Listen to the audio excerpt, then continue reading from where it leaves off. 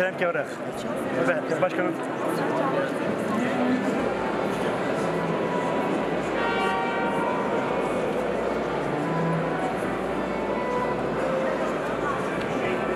Burada Van Expo Fuar ve Kongre Merkezi'nde atacağı Otovan Otomotiv Fuarı'na hoş geldiniz diyor. Van 100. Yıl Üniversitesi'nde henüz 2 günlük öğrenciyken kaybolan ve 18. günün sonunda cansız bedenine ulaşılan Rojin'den bahsetmeden geçmek olmaz. Buradan ailesine sabır ve herkese başsağlığı diliyoruz. Van hakikaten sivil toplum kuruluşlarıyla güçlü bir sahiplenme ortaya koydu. Başta belediyemiz, partimiz, kadın hareketleri, ancak maalesef Rojin'i canlı bir şekilde bulamadık. Üzgünüz ancak mücadelemiz devam edecek. Doğrudur, yaşadığımız kent ulaşım ve trafik alanında hakikaten krizli bir kent haline geldi. Her ne kadar önceki dönem eş başkanlarımız, yerel yönetimler boyutuyla sevgili Bekir Kaya, sevgili Hatice Çoban bu anlamda ciddi bir master planı çalışması içerisindeyken bir irade gaspıyla arkadaşlarımız rehin alındı ve sürgüne gönderildi, öyle ifade edelim. Ancak onların bıraktığı emek üzerinden örgütlenerek bu sorunu çözebileceğimizi, bunun için bir master planı hazırlığı içerisinde olacağımızı ifade edelim. Öncelikle emeği geçen, bu fuarı düzenleyen bütün arkadaşlara emeklerinden dolayı teşekkür ediyoruz.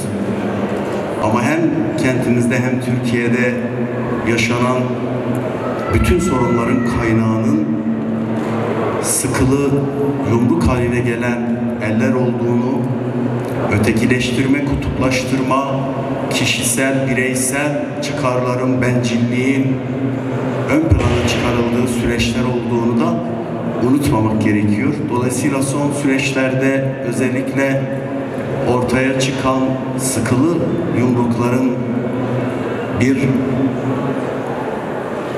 diyalog eline dönüşmesi değerlidir, kıymetlidir. Biz kentimizin tanıtımına katkı sunacak, kentin tarihi, kültürel yapısına katkı sunacak, kentte yaşanan bu işsizliğe ve yoksulluğa bir çare olacak bütün girişimlerin, bütün adımların destekçisi olacağımızı hep ifade ettik.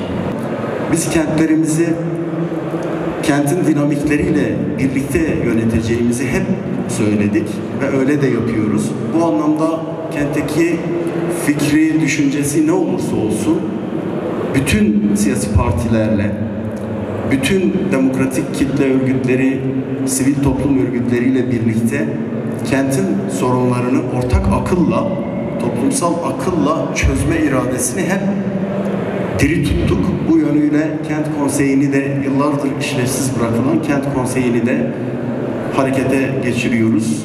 Son aşamalarına geldik. Orada hep birlikte oturacağız. Kentin bütün sorunlarını ilgili kesimlerle tartışacağız, birlikte çözeceğiz, birlikte yürütme süreçlerinde olacağız. Otovan fuarımızın Van'ımıza, bölgemize ve ülkemize hayırlar getirmesini dileriz. Güçlü alkışlarınızla.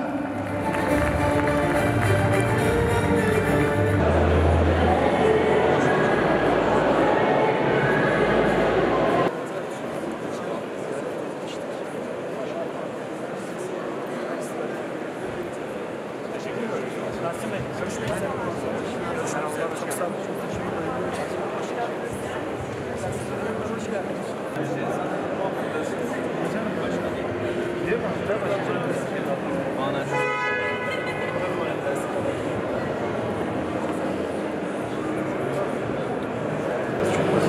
Başarılar.